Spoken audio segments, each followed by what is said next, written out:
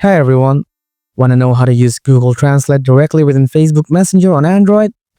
Imagine you're chatting with someone and they use a word or phrase you don't understand. It can definitely be a bit awkward.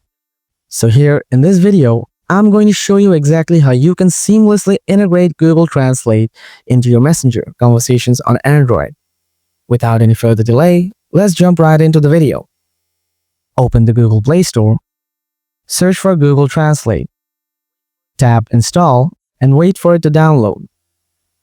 Once installed, open the app and set your default language and the language you want to translate to or from.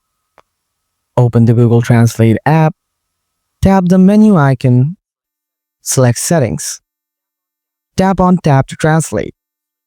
Toggle the switch on to enable this feature.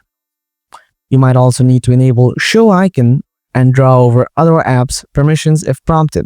This allows the Translate bubble to appear over other apps. Open Facebook Messenger and go to the chat where you want to translate a message.